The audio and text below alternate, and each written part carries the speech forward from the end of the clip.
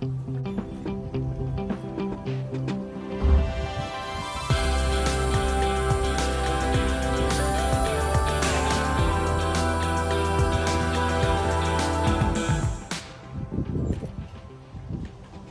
চলে এসেছি আমাদের কটেজের কাছে। চারপাশটা একবার দেখুন, কি অসাধারণ লাগছে, শুধু সবুজে ঘেরা। এখানে আবার কিচেন গার্ডেন মতো একটা আছে, আর এপাশে কটেজগুলো আছে, আর এই দিকে একটা বিশাল পুকুর রয়েছে এবং পুকুরের ঘাট বাঁধানো আছে। আমরা ঢুকে গেছি আমাদের রুমে। এটা হচ্ছে রুম, ডাবল বেড আছে এখানে একটা, এপাশে একটা বারান্দা মতো আছে ছোট, এই যে সাইডে বারান্দা আছে, সামনে ভিউটা খুব সুন্দর, সামনে একটা পুকুর আছে বিশাল বড়, আর এপাশে সমস্ত শীতকালীন সবজি লাগানো হয়েছে। আচ্ছা, এদিকে একটা টেবিল আছে, একটা চেয়ার আছে, টেবিলের উপর দুটো জলের বোতল দেওয়া হয়েছে, কমপ্লিমেন্টারি টি অ্যারেঞ্জমেন্টের কিছু জিনিসপত্র আছে, টি, কফি, সুগার। এপাশে একটা জানলা রয়েছে, এইখানে একটা চেয়ার আছে, একটা টিভি আছে, এখানে একটা সেন্টার টেবিল মতো রয়েছে, এখানে একটা বড় আয়না আছে, আর সে আয়নার সঙ্গে অ্যাটাচ কতগুলো ড্রয়ার দেওয়া একটা টেবিল মতো রয়েছে। এখানে এই জায়গাটা ভালোই।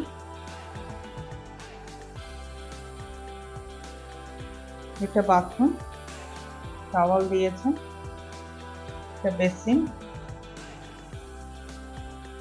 Common wait area, geyser. এখানে কিছু কিট দেওয়া আছে আপনাদের তরফ থেকে। এটা হচ্ছে আপনি ঝাড়গ্রামে কোন কোন জায়গা দেখতে যাবেন তার একটা লিস্ট দেওয়া আছে, ঝাড়গ্রাম রাজবাড়ি ট্যুরিজম প্রজেক্ট থেকে। আর এখানে কিছু কিট দিয়েছে, এটা হচ্ছে একটা ব্রাশ, টুথব্রাশ, পেস্ট, এটা একটা সাবান, এটা কোম্ব আছে, আর এখানে এটা একটা শাওয়ার জেল আছে,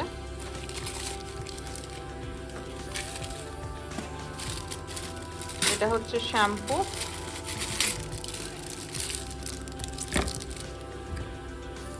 এটা হচ্ছে বডি লোশন,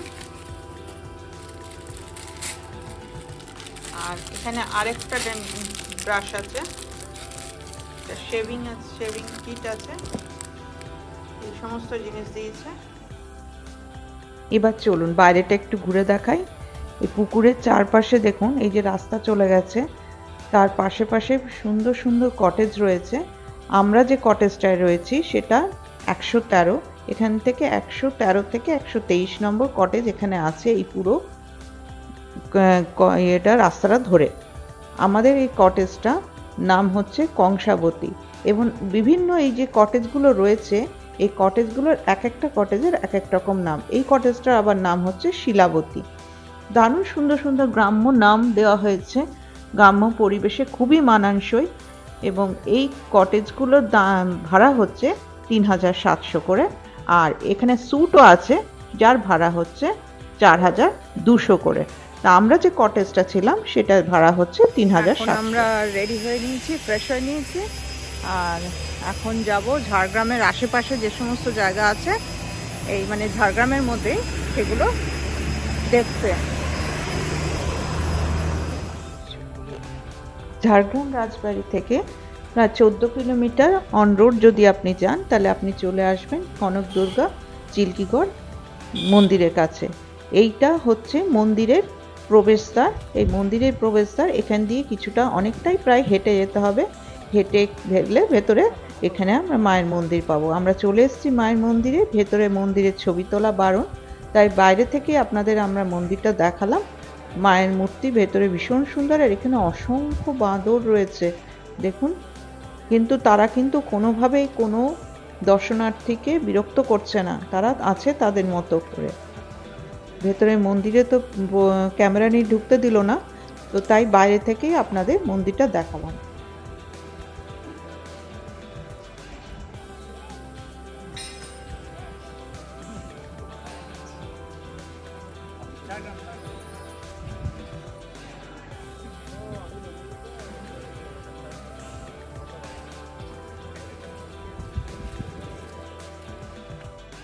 কনক দুর্গা মন্দির থেকে আমাদের পরের দ্রষ্টব্য জায়গা ছিল ডুলুং নদী।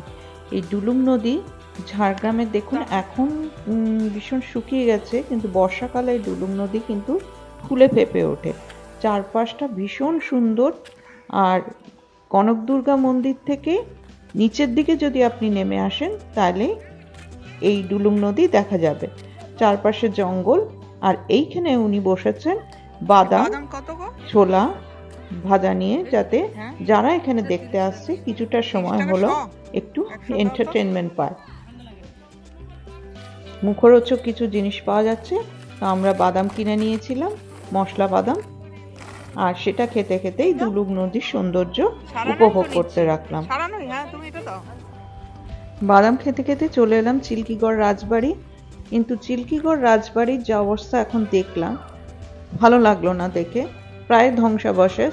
কিন্তু মেনটেন্যান্সের অভাব খুব এখানে একটা ICDS এর প্রজেক্ট চলে, এটা লেখা আছে ভেতরে, কিন্তু ভেতরে সাধারণ মানুষের প্রবেশ নেই। এখানে একটা মন্দির রয়েছে, মন্দিরে বোধহয় নিত্য পুজো হয়, কিন্তু এখন মন্দিরের দ্বার বন্ধ আছে। তো আমরা এখান থেকে ফিরে গেলাম পরের জায়গায়, পরের দ্রষ্টব্য জায়গায়। এরপর আমরা চলে এলাম ঝাড়গ্রাম প্রকৃতি পর্যটন কেন্দ্রে। এখানে চারদিকে শুধু জঙ্গল আর জঙ্গল, শাল পিয়াল সেগুনের গাছে ভর্তি। মাঝে মাঝে দু একটা কটেজ আছে, আর কিছু গ্রাম্য পরিবেশের কিছু সাঁওতালদের, আদিবাসীদের কিছু মূর্তি রয়েছে। দেখুন এখানে খুব সুন্দরভাবে সাজানো, জায়গাটা দারুণ লাগছিল।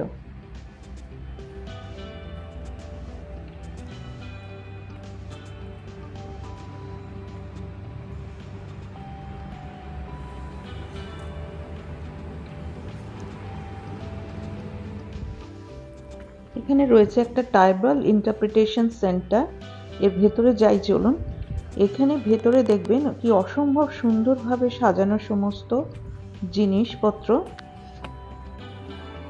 এর ভেতরে রয়েছে ট্রাইবালদের ইউজ করা বিভিন্ন জিনিসপত্র, তাদের দৈনন্দিন জীবনে যা কিছু প্রয়োজন সমস্ত কিছু কিভাবে তারা ইউজ করে, কিভাবে তাদের শিল্প। এখানে দেখুন তাদের ধর্মীয় জীবন নিয়ে তারা কি পুজো করে, কোন দেবতার পুজো করে, সমস্ত কিছু এখানে রয়েছে।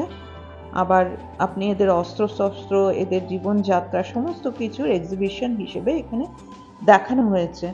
এখানে নৃত্য সঙ্গীত দেওয়া আছে, তারা কিভাবে কি কি বাদ্যযন্ত্র ইউজ করে, তাদের বিভিন্ন ছবি রয়েছে এখানে। আর তাদের গৃহস্থলীর জিনিসপত্র রয়েছে এখানে, অস্ত্রশস্ত্র এবং গৃহস্থলীর জিনিসপত্র এখানে রাখা হয়েছে, যারা কি কি অস্ত্র ইউজ করে, তাদের শাড়ি জামা কাপড় তারা কি কি ব্যবহার করে, সমস্ত কিছু এখানে খুব সুন্দরভাবে সাজানো রয়েছে। এরপরে আমরা এসেছিলাম আমলাচটি ভেষজ উদ্যান। এই ভেষজ উদ্যানে আছে বিভিন্ন ধরনের ঔষধি গাছপালা, যা দিয়ে আমাদের আয়ুর্বেদিকে বিভিন্ন ধরনের ওষুধ তৈরি হয়। দেখুন এখানে গেট দিয়ে এই পাশ দিয়ে ঢুকলে আপনি দুপাশে দেখতে পাবেন অসংখ্য ঔষধি গাছপালা, যার ব্যবহার আমরা ঠিকমতো কেউ হয়তো জানিও না। বিভিন্ন গাছের নাম এখানে লেখা রয়েছে, কিন্তু সেই নাম হয়তো ক্যামেরায় ঠিকঠাক আসছে না, তবু দেখাবার চেষ্টা করছি। বিভিন্ন ধরনের গাছপালা এখানে রয়েছে। এই যে কমলা গুড়ি, এটা এই যে ছোট ছোট লাল লাল ফল হয়েছে, কি ওষুধ ঠিক জানি না। এরকম বিভিন্ন ওষুধ ও গাছপালা এখানে রয়েছে।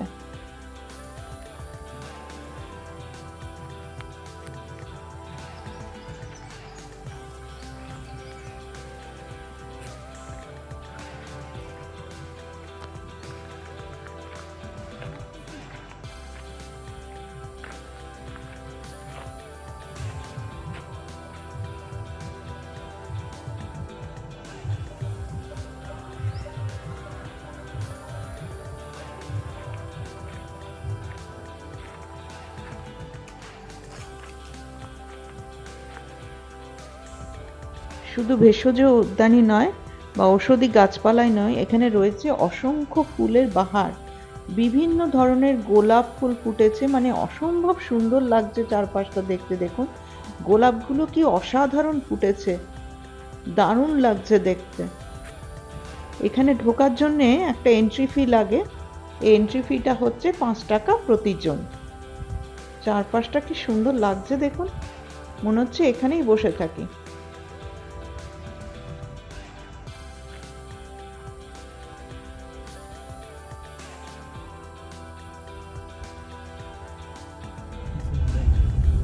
সব ঘুরতে ঘুরতে প্রায় দুপুর 1:30 2টো বেজে গেছিল, খিদেও পেয়ে গেছিল, তাই আমরা ট্যুরিস্ট কমপ্লেক্সের দিকে রওনা দিলাম। গিয়ে ফ্রেশ হয়ে এখন যাব লাঞ্চ টেবিলে। চলে এসেছি লাঞ্চ টেবিলে। রাইস দেওয়া হয়েছে, সঙ্গে আছে কাতলা কালিয়া, আর একটা প্লেটে 2 পিস করে মাছ থাকে, আলু পোস্ত। আমরা ডাল নিইনি কারণ মাছের কোয়ান্টিটি অনেকটা। চাটনি আছে সঙ্গে, টমেটোর চাটনি, আর তার সাথে আমরা নিয়েছিলাম বাঁধাকপির তরকারি, আর এন্ডে একটু মিষ্টি মুক্ত করতেই হয়, তাই ক্যারামেল কাস্টার্ড। লাঞ্চ সেরে আমরা চলে গেলাম রুমে। দারুণ একটা লাঞ্চ সেরে একটু ঘুমিয়েই পড়েছিলাম, ভীষণ টায়ার্ড ছিলাম, অনেক ভোরবেলা বেরিয়েছিলাম কলকাতা থেকে। সেদিন আমরা একটু বাইরেটায় বেরিয়েছিলাম, ভীষণ অন্ধকার, অসম্ভব রকমের ঠান্ডা, মানে ওখানে দাঁড়িয়ে থেকে বোঝা যাবে যে ঠান্ডা কতটা। এখানে প্রচণ্ড ঠান্ডা ছিল, রাস্তায় লোকজন খুব একটা নেই। এই জায়গাটায় লোকজন নেই, কিন্তু আপনি যদি মোড়ের মাথায় যান সেখানে কিন্তু টোটো আছে প্রচুর, মানে আপনাকে ঝাড়গ্রামের বাজার বা এখানে ঘোরানোর জন্য। তো আমরা একটু এদিক ওদিকটা ঘোরাঘুরি করে রুমে চলে গেছিলাম, কারণ অসম্ভব ঠান্ডা লাগছিল। ডিনারে নিয়েছিলাম রুটি, বেগুন ভাজা আর ফুলকপি আলু ভাজা, আর সঙ্গে ছিল মিষ্টি। এই খেয়ে আমরা সেদিনকার মতো রুমে চলে গেলাম। আর এটা ওনাদের রেস্টুরেন্ট এরিয়া। তো আজকের ব্লগটা এখানেই শেষ করছি। দেখা হবে খুব শিগগিরই ঝাড়গ্রামে পরবর্তী ব্লগ নিয়ে। ততক্ষণ সবাই ভালো থাকবেন, সুস্থ থাকবেন, আর আমার চ্যানেলটা লাইক করে সাবস্ক্রাইব করবেন।